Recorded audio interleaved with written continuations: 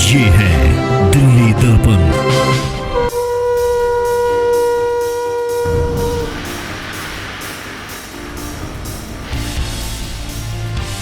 केंद्र सरकार ने, मोदी सरकार ने दिल्ली के लिए इतने काम किए और नगर निगम के साथ मिलकर किए।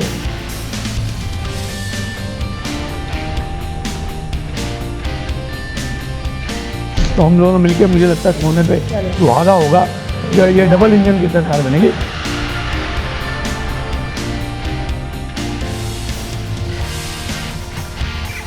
दिल्ली के विकास के लिए भाजपा जरूरी है।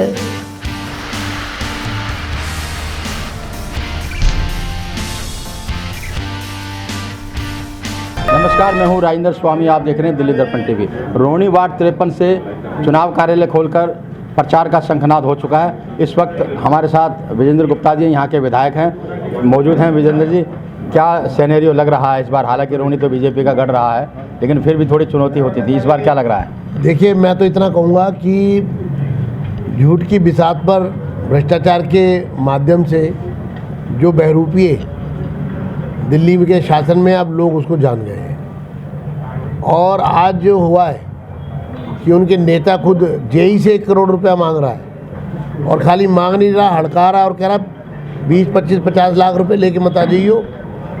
और इस तरह मेरा स्टैंडर्ड ये नहीं है। और केजरीवाल जी के वो इस एमसीडी चुनाव का फेस है। वो मुकेश गोयल वरिष्ठतम नेताओं में से एक है। तो ये चाल चरित्र इनका है और ये चेहरा इनका है। टिकटों को लेकर के भी काफ़ी एलिगेशन लगे हैं कि टिकट बेची गई हैं। कितना असर उसका पड़ेगा? मैं सबके सामने आ रही है बातें। खुद आम आदमी पार्टी के लोग कह रहे हैं और उनके साक्षात सबूत हैं। उनके एमएलए पकड़े जा रहे हैं, कोई कार्रवाई नहीं हो रही है। और एक एमएलए और ये एक आदमी थोड़ी ना है, ये तो हर चीज़ पे है। अच्छा, नाराज़गी तो थोड़ी बहुत हालांकि उस स्तर पर देखने को नहीं मिल रही है। बीजेपी में भी है, कई उम्मीदवारों को नाराज़गी, मायूसी है। हम मुंडका में देख रहे हैं, बागी उम्मीदवार के रूप में भी खड़े हुए हैं। जब चुनाव होता है तो सब प्रकार के अनुभव आते हैं। इसमें ऐसा नहीं है कि कोई ऐसी बड़ी नाराज़गी है। एक होता उम्मीदवार जो है वो, उसकी कोशिश होती है पार्टी के कार्यकर्ता की। छोटा इलेक्शन है, ज़्यादा लोग महत्वाकांक्षा रखते हैं, तो टिकट तो किसी एक को मिलता है। लेकिन मैं इतना कहूँगा कि 5 साल और लगातार नगर निगम में जो विकास किया गया है, आप देखिए रोहिणी में, आप तो राजेंद्र जी जानते हैं, सारे कूड़ेदान बंद कर दिए हमने। कभी ऐसा लोगों ने सोचा था? जहाँ हर नुक्कड़ पे, यहीं नुक्कड़ पे कूड़ेदान था। जहाँ हम खड़े हैं यहाँ से मुश्किल से 10 मीटर पे कूड़ेदान था, फिर आगे 20 मीटर पे कूड़ेदान था, फिर आप इधर जाइए। नहीं, रोहिणी में तो आपका काम दिख रहा है, लेकिन एक एंटी इनकम्बेंसी नगर निगम में है बीजेपी की। और अब आप मोदी जी का चेहरा लेकर के चल रहे हैं। मोदी जी का चेहरा तो, मोदी जी तो हमारे नेता हैं। और दूसरा क्या है कि मोदी जी, केंद्र सरकार ने, मोदी सरकार ने दिल्ली के लिए इतने काम किए और नगर निगम के साथ मिलके किए। क्या दिल्ली की आप national highway authority of India सड़कें देखिए आप।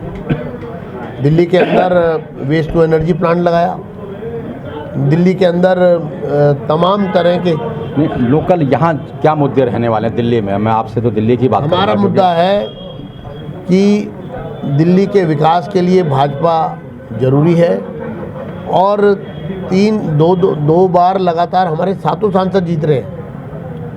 तो दिल्ली की जनता भाजपा पे कितना विश्वास करती है। 3 बार नगर निगम में हमको जिताया, और आज भी नगर निगम में दिल्ली की जनता भाजपा के साथ है, क्योंकि भाजपा की विश्वसनीयता और कमिटमेंट और पार्टी की जो कमांड है नेतृत्व की, और मोदी जी का जो एक हमारे की छत्र छाया है, उसमें लोगों को विश्वास है कि दिल्ली में इन बहरूपियों को तो देख लिया 8 साल, कोई काम नहीं किया। निगम को पंगु बनाने की कोशिश की, षड्यंत्रकारी हैं।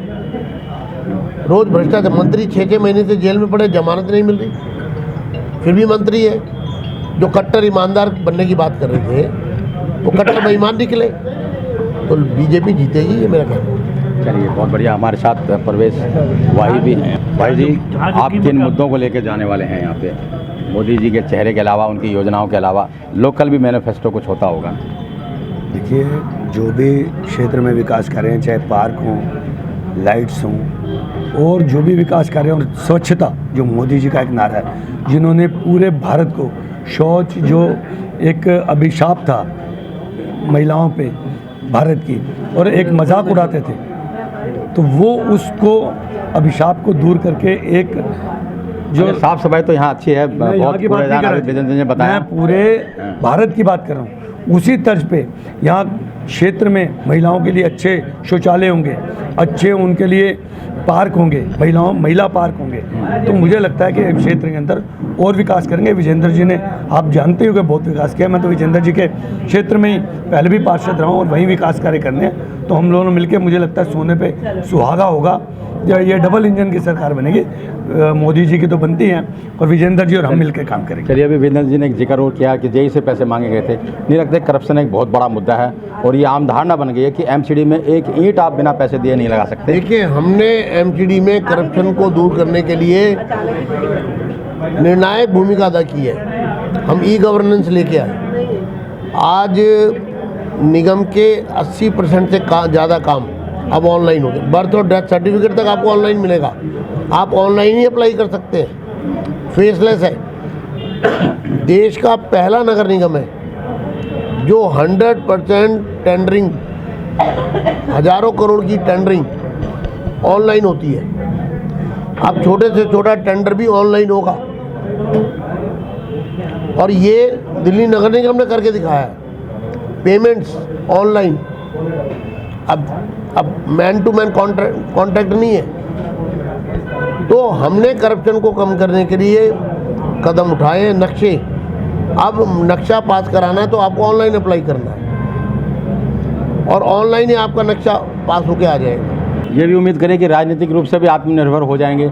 काम के नाम पर वोट मांगेंगे, मोदी जी के योजनाओं के ऊपर नगर निगम के काम के वोट मिलेगा। मोदी जी का चेहरा, हमारे काम पर लोग हमें वोट देंगे, विश्वसनीयता पर देंगे और लोग जो कहते हैं वो हम करते हैं, इस पर हमको वोट देंगे। चलिए, बिल्कुल इनका साफ कहना था कि आने वाला जो नगर निगम होगा वो आत्मनिर्भर होगा, न केवल आर्थिक दृष्टि से बल्कि राजनीतिक दृष्टि से भी। और कोशिश यही रहेगी कि नगर निगम के काम पर वोट मांगा जाए और जो योजनाएं वो लेकर के आ रहे हैं, जो खाका उन्होंने खींचा है, उसके नाम पर वोट मांगा जाए और जनता के बीच जाया जाए। तो इसका कितना असर होता है ये अभी देखना बाकी है। जसविंदर सिंह के साथ राजेंद्र स्वामी, दिल्ली दर्पण टीवी।